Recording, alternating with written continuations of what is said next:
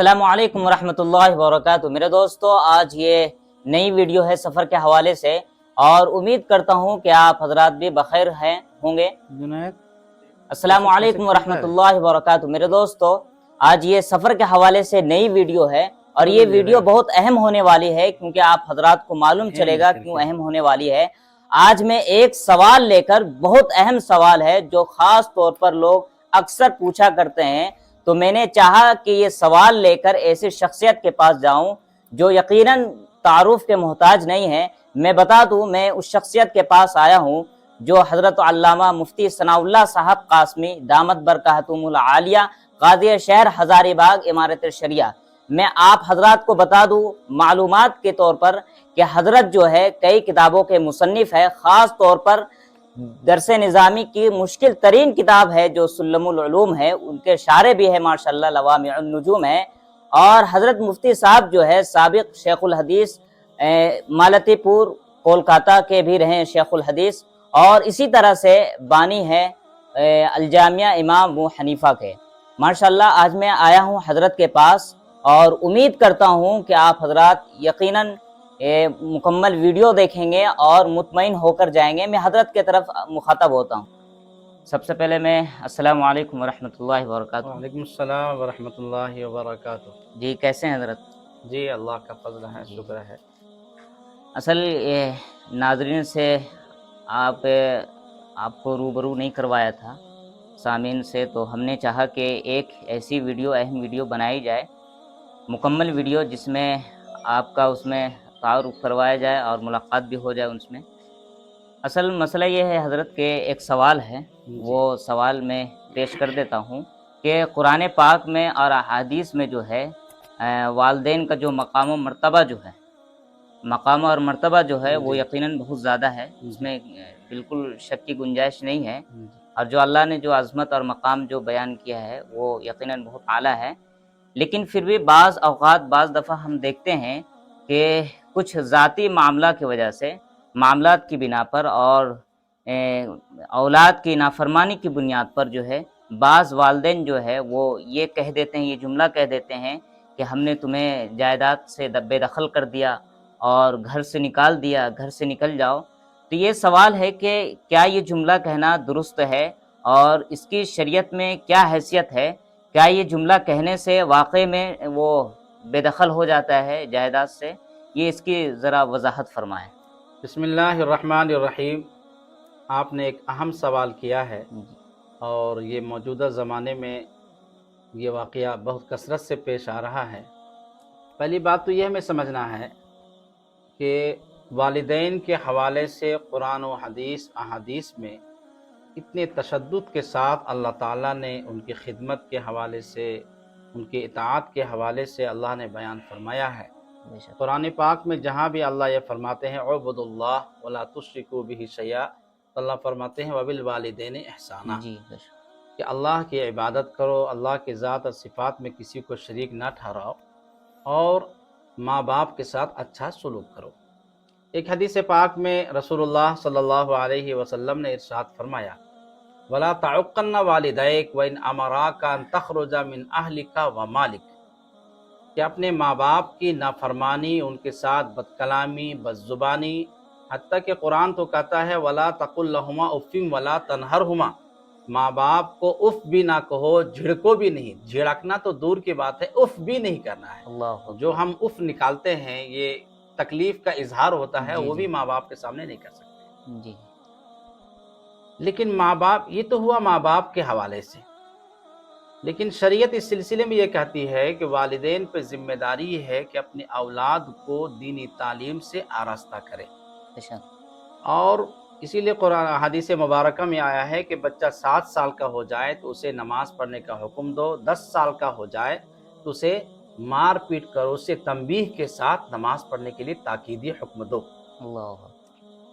तो तालीम ये बुनियादी चीज़ है। आज जो माशरे में माँ बाप के साथ नाफरमानी के वाक़यात पेश आ रहे हैं, उसमें माँ बाप का कसूर है कि वो अरबी तालीम, दीनी तालीम जो देनी चाहिए वो नहीं देते हैं, बल्कि दुनिया की खातिर वो लोग ये स्कूलों में डाल देते हैं, जिसकी बुनियाद पर ان کو پتہ ہی نہیں ہوتا ہے کہ اللہ کیا ہے، رسول کیا ہے، ماں باپ کے کیا حقوق ہیں، بہنوں کے کیا حقوق ہیں، بھائیوں کے کیا حقوق ہیں، اس کی بنیاد پر معاشرے میں ایک بڑا نزاع اور بڑے خلفشار کی کیفیت پیدا ہوتی ہے، بے شک اور بے شک۔ بالآخر ماں باپ یہ مجبور ہو جاتے ہیں یہ کہنے پر کہ ہم تم کو اپنی جائیداد سے بے دخل کرتے ہیں، عاق کرتے ہیں، ایک جملہ استعمال جی کرتے جی ہیں، جی تم کو وراثت سے محروم کرتے ہیں، تم کو اپنے وراثت میں جائیداد نہیں دیں گے۔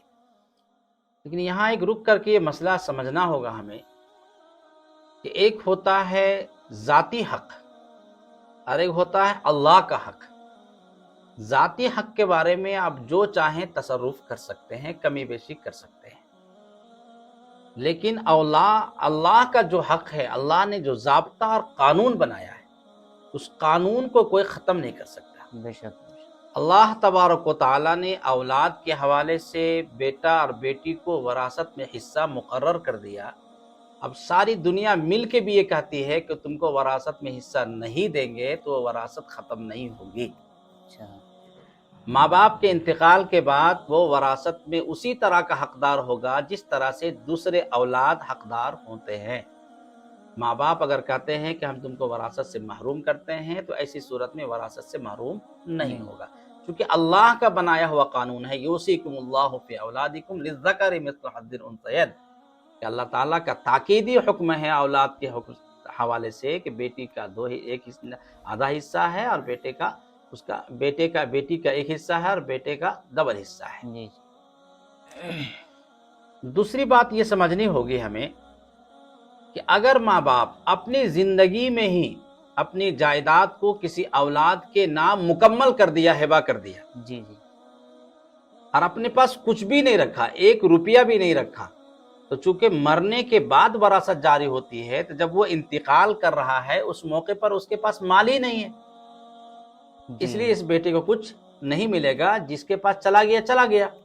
اب یہاں ایک مسئلہ سمجھنے کا ہے کہ اگر باپ کوئی ایسا کرتا ہے کہ مکمل جائیداد کو کسی ایک بیٹے کے نام کر دیتا ہے یا بیٹی کے نام کر دیتا ہے تو یہ کیا جائز ہے یا نہیں، جی جی یہ اہم مسئلہ ہے۔ تو نبی علیہ الصلاۃ والسلام نے صاف فرمایا ہے اعدلوا بین اولادکم، اپنی زندگی میں اگر وراثت کو تقسیم کرتے ہو تو اس کو وراثت کا تقسیم کرنا نہیں بولتے ہیں بلکہ ہبہ کرنا بولتے ہیں۔ اچھا وراثت ہوتی ہے انتقال کے بعد، انتقال کے بعد ہی جاری انتقال ہے۔ کے بعد وراثت ہوتی ہے، لفظ وراثت جو ہے وہ انتقال کے بعد ہے، وصیت بھی ہوتی ہے تو انتقال کے بعد ہوتی ہے، ہبہ جو ہوتا ہے زندگی میں اگر کسی نے دیا ہے تو وہ ہبہ ہوتا ہے۔ تو اپنی اولاد کو اگر زندگی میں کوئی ہبہ کرتا ہے، جائیداد ہے، پراپرٹی ہے، تو نبی علیہ الصلاۃ والسلام نے فرمایا اپنی اولاد کے درمیان برابری کرو، بیٹا کو بھی اتنا ہی حصہ ملے گا، بیٹی کو بھی اتنا ہی حصہ ملے گا، دونوں کو برابر برابر حصہ ملے گا، یہاں پر آدھا آدھی کا معاملہ نہیں ہوگا۔ زندگی میں اگر دینا ہے تو برابر برابر تمام اولاد کو دینا، اچھا ہبہ کے موقع پر جو ہے یہ برابری برابر۔ ضروری ہے۔ ایک صحابی ہیں نعمان ابن بشیر رضی اللہ تعالیٰ عنہ، وہ فرماتے ہیں کہ میرے والد محترم نے مجھے ایک غلام ہدیے میں دیا، تو میری والدہ محترمہ نے کہا کہ نہیں، آپ پہلے رسول اللہ کو گواہ بنا لیجئے تو ہم مانیں گے، کیونکہ اور بھی بیویاں تھیں۔ جی تو وہ گئے کہ یا رسول اللہ میں آپ کو گواہ بناتا ہوں کہ میں نے اپنے اس بیٹے کو ایک غلام ہبہ میں دیا۔ تو حضور نے فرمایا اکل ولدک نحلتا، کیا تو نے اپنے تمام اولاد کو یہ ہبہ میں کیا ہے؟ کہا اللہ، کہا میں ظلم پہ گواہ نہیں بنتا، سبو بین اولادکم، اپنے اولاد کے درمیان برابری کا معاملہ کرو۔ اللہ نبی علیہ الصلوۃ والسلام نے فرمایا یہ ظلم ہے، جب آپ نے ایک بیٹے کو دیا دوسرے بیٹے کو محروم کر دیا تو ایسی صورت میں یہ ناانصافی ہے، دینا ہے تو سب کو دینا ہوگا۔ تو اپنی زندگی میں اگر کوئی جائیداد کو تقسیم کرتا ہے تو تمام اولاد، بیٹا بیٹی، سب کو برابر دینا ہوگا۔ فقہا ایک جملہ یہاں لکھتے ہیں کہ ہاں ایک چیز ہے کہ اولاد میں کچھ اولاد کو باپ کو بیٹا ایسا ہے جو زیادہ ماں باپ کی خدمت کرتا ہے، اور ایک بیٹا وہ ہے جو ماں باپ کی خدمت نہیں کرتا ہے، تو اس کے نافرمانی کی وجہ سے اگر کچھ کمی اور بیشی کرتے ہیں اس بنیاد پر کہ اس نے میری زیادہ خدمت کی ہے، پریشانی میں ساتھ دیا ہے، بڑھاپے میں ہماری خدمت کیا ہے، اس بنیاد پر کچھ اضافہ اگر اس بیٹے کو دیتے ہیں تو فقہا لکھتے ہیں اس میں کوئی حرج کی بات نہیں ہے، لیکن بالکلیہ طور پہ اس کو ختم کر دینا، محروم کر دینا، یہ جائز نہیں ہے، اس بنیاد پر کہ ہے تو اسی کا بیٹا، اور نافرمان ہونا یا مطیع ہونا یہ کوئی ایسی صفت نہیں ہے، یہ کوئی ایسی عادت نہیں ہے کہ آدمی ہمیشہ اسی حال پہ باقی رہے. کب اللہ کس کو توفیق دے دے، ہدایت دے دے. بہت سارے عاصی، بہت سارے نافرمانی میں زندگی گزارنے والے، اللہ تبارک و تعالیٰ نے اس کو بعد میں توبہ کی توفیق عطا فرمائی. تو ہو سکتا ہے کہ آپ کا بیٹا یہ فرما بردار بن جائے، آپ کے وہ خدمت کر لے، آپ کے اس بیٹے سے زیادہ خدمت کر لے، اس کے دل میں اللہ خوف خدا پیدا کر دے. تو آپ نے اگر اس کو مکمل طور پہ ایک بیٹے کو دے دیا، دوسرے کو نہیں دیا، تو یہ تو ظلم ہو جائے گا. اور بخاری شریف کے الفاظ ہیں کہ نبی علیہ الصلوۃ والسلام نے فرمایا کہ اپنے بال بچوں کو مالدار بنا کر مرو، چھوڑو، بہتر ہے اس بات سے کہ تم ان کو اس حال میں چھوڑو کہ لوگوں کے پاس وہ ہاتھ پھیلاتے رہے. جائز یہی وجہ ہے کہ نبی علیہ الصلوۃ والسلام نے وصیت تہائی مال میں قبول فرمائی. کا وصیت اگر کرنا ہے تو تہائی مال میں کرنا ہے، مکمل مال کی وصیت قابل قبول شریعت میں نہیں ہے. وارثین کو مکمل طور پہ محروم آپ کر دیں گے تو وہ جائیں گے کہاں؟ اور وصیت وراثت کو جو مال ہوتا ہے یہ مال حلال میں سب سے اعلیٰ درجے کا مال حلال ہے. فقہا نے لکھا ہے کہ وصیت وراثت کا جو مال ہے وہ اپنے باپ باپ کی جو جائیداد ملتی ہے اس کو چھوڑنا نہیں ہے، اور وہ مال حلال ہے. اور فقہا نے تو یہاں تک لکھا ہے کہ اگر کسی وارث نے کہہ دیا کہ ہم وراثت میں مال نہیں لیں گے، بہنوں نے کہہ دیا کہ جب میں نے معاف کر دیا، تو زبانی معاف کرنے سے بھی وراثت معاف نہیں ہوتی ہے، بلکہ ان کو زبردستی دیا جائے گا. اور دینے کے بعد بھی اگر واپس کر دیتی ہے تو وہ بات الگ ہے. لیکن بہنوں نے اگر زبانی طور پہ کہہ دیا کہ بھائی ہم تو معاف کر دیتے ہیں، فقہا کہتے ہیں کہ زبانی معافی اس کے قابل قبول نہیں ہے، بلکہ وصیت وراثت اس کو لینا پڑے گا، اور لے کر کے واپس کرے تو معافی. اللہ، اور قرآن میں عمل کرنے کی وجہ سے. جی جی، چونکہ اللہ تبارک و تعالیٰ نے صاف کر دیا ہے، یہ اللہ کا حکم ہے، یوصیکم اللہ فی اولادکم. اور عام طور پہ مال کے حوالے سے اگر بہن معاف کرتی ہے تو اس شرم شرمی میں معاف کرے گی، اس بنیاد پر معاف کرے گی کہ اگر لے لیتے ہیں تو ہو سکتا ہے کہ رشتہ ہمارا خراب ہو جائے. تو دل سے معافی نہیں ہو پاتی ہے، چونکہ حقوق و لباد کا معاملہ ہے. اور دنیا میں اگر معافی نہیں ہوئی تو کل قیامت کے دن اللہ تعالیٰ اس کا حساب و کتاب لیں گے، اور بڑا مرحلہ پھنس جائے گا انسان. حدیث پاک میں آپ نے سنا ہوگا کہ ایک موقع پر نبی علیہ الصلوۃ والسلام نے صحابہ سے پوچھا کہ سب سے بڑا مفلس کون ہے؟ تو صحابہ نے کہا من لا درہم ولا دینار، جس کے پاس نہ پیسہ ہو، نہ درہم ہو، نہ دینار ہو. کہا نہ، سب سے بڑا مفلس وہ ہے جو کل قیامت کے دن خوب نماز لے کے آئے گا، خوب روزہ لے کے آئے گا، خوب حج کر کے آئے گا، لیکن کسی کو گالی دیا ہوگا، کسی کی زمین غصب کیا ہوگا، کسی پر بہتان لگایا ہوگا، کسی کے جائیداد کو لے لیا ہوگا. تو سب سے بڑا غریب یہ ہوگا کہ اس کے جائیداد کی بنیاد پر اس کے گناہوں کو اٹھا کر کے اس پر ڈال دیا جائے گا. اللہ، اس کی نیکی لے لی جائے گی، اور نیکی دینے کے بعد بھی اگر حصہ بچ گیا ہے تو اس آدمی کے گناہ کو اٹھا کے اس پہ ڈال دیا جائے گا، اور وہ آدمی خالی پڑ جائے گا، کچھ اس کے پاس رہے گا نہیں. تو سب سے بڑا مفلس اور غریب وہی ہے. دنیا میں تو کسی نہ کسی طرح زندگی گزر جائے گی، لیکن آخرت کی زندگی نہیں گزر پائے گی. اور آج اس سلسلے میں میں سمجھتا ہوں کہ بڑے بڑے اپنے آپ کو علامہ کہلانے والے اور قطب و ابدال کہنے والے وراثت کے مسئلے میں بہت زیادہ پیچھے ہیں. چنانچہ ابھی مسلم پرسنل بورڈ نے حال ہی میں تجویز پاس کی ہے کہ معاشرے میں وراثت کے مسائل کو عام کیا جائے، اور بہنوں کو حقوق اور خواتین کے حقوق کو دلانے کے لیے جو شریعت نے دیا ہے اس کو کس طرح نافذ کیا جائے مسلمانوں میں، کہ لوگ وراثت کے مال، وراثت کے اپنے بہنوں کے وراثت کو نہ ہڑپیں، ان کو دیں. اس کے لیے کوئی عمل تیار کیا جائے، پروگرام کیا جائے، بیداری لائی جائے. ابھی حال ہی میں مسلم پرسنل بورڈ نے یہ تجویز پاس کی ہے. ماشاءاللہ مفتی صاحب، حضرت آپ نے بہت اچھے طریقے سے، بہت اچھے انداز میں جواب دیا اس کا، اور ماشاءاللہ بہت ہی بالکل اطمینان بخش جواب دیا آپ نے. اور آپ کی بات سے ایک بات مجھے بھی سمجھ میں آئی، وہ عرض کر دینا چاہتا ہوں کہ ماں باپ کے ساتھ بہتر یہی ہے کہ نافرمانی کا کوئی ایسا عمل نہ کرے جو نافرمانی میں شمار ہو. باقی آپ نے جو بتایا بالکل صحیح بتایا قرآن و حدیث کی روشنی میں.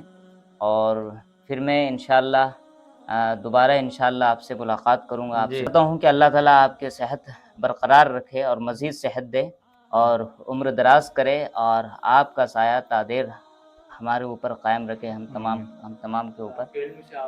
آپ کی جو دینی خدمات ہے، تمام دینی خدمات کو اللہ تعالیٰ قبول فرمائے اور مقبول فرمائے. پھر انشاءاللہ ملاقات ہوگی. السلام علیکم ورحمۃ اللہ.